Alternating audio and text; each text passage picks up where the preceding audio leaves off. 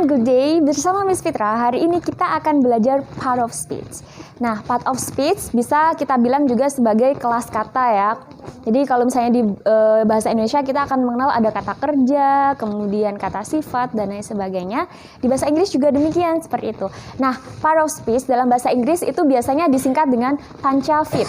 Itu ada singkatannya loh guys. Yang pertama adalah P. P itu untuk pronoun. Jadi pronoun itu adalah kata ganti ya.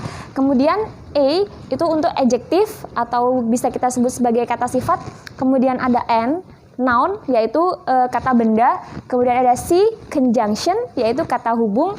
Kemudian ada E lagi, adverb untuk kata keterangan. Kemudian V untuk verb atau kata kerja. Ada I, interjection untuk kata seru, dan yang terakhir P, preposition untuk kata depan. Oke, sekarang kita masuk kepada materi yang pertama, yaitu pronoun. Pronoun atau tadi yang kita sebut adalah kata ganti. Oke. Nah, kalau misalnya di bahasa Indonesia itu kata ganti ketika dia jadi subjek atau jadi objek itu pasti sama. Misalnya saya memanggil kamu, saya mencari kamu, kamu mencari saya, aku mencari mereka, mereka mencari saya. Itu kan masih tetap ya, jadi subjek, objek itu masih tetap. Sedangkan itu tidak berlaku di bahasa Inggris. Jadi kalau di bahasa Inggris ketika dia jadi subjek dan objek itu berbeda. Check it out. Kalau misalnya di subjek itu kita bisa lihat ada I, you, we, they sini. Kemudian ketika jadi objek, I jadi me, you ini masih tetap, we jadi us, they, them, and many others ya. Sekarang kita masuk kepada contohnya. Misalnya di sini Dylan calls me. Ya, jadi bukan Dylan calls I gitu ya. Dylan calls me. Ini subjek, kemudian ini verb, ini objek, jadi bukan call I. Jadi misalnya Dylan memanggil dia perempuan, berarti Dylan calls her. Dylan memanggil mereka, Dylan calls them gitu ya. Got it? Sekarang lanjut kepada yang posesif. Nah, posesif di sini adalah kepemilikan gitu. Ada possessive adjective, ada possessive pronoun. Kalau possessive adjective itu ada beberapa bagiannya, ada mayor, tapi untuk yang adjektif itu harus disertai dengan noun. Sedangkan kalau pronoun itu enggak. Jadi kalau misalnya kita artikan ya, misalnya ada pernyataan seperti ini, whose car is it? Itu kita bisa menjawab pakai dua tipe ini. Kalau misalnya kita pakai possessive adjective, maka kita jawabnya it is my car. Kalau misalnya kita pakai possessive pronoun, kita langsung bilang it is mine, gitu ya.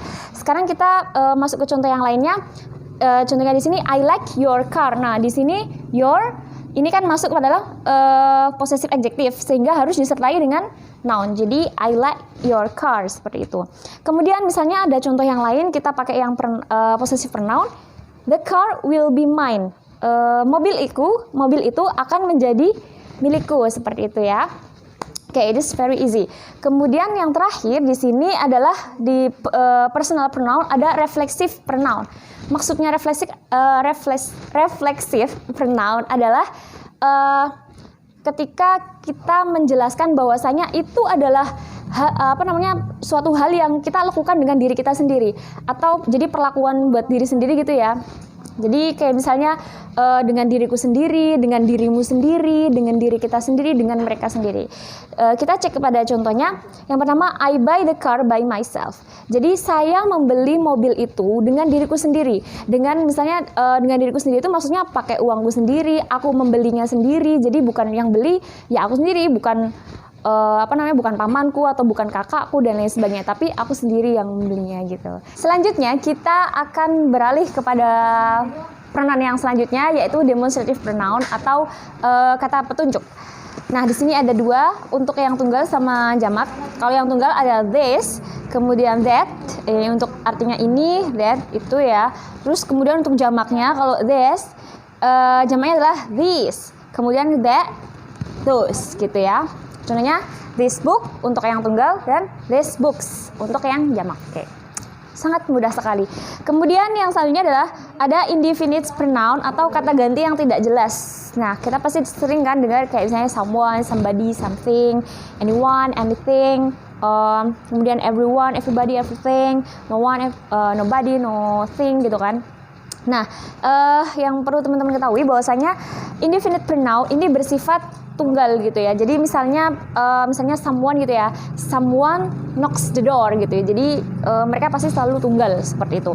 Kemudian kita lihat pertama ya, kalau someone, somebody, something itu digunakan untuk kalimat yang positif.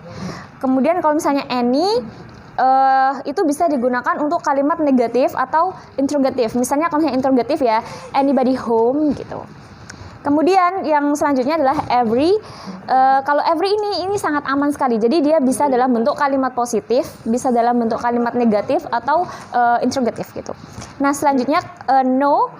Kalau no one, nobody atau nothing itu sebenarnya kalimatnya nanti bersifat positif meskipun nanti maknanya negatif gitu kan.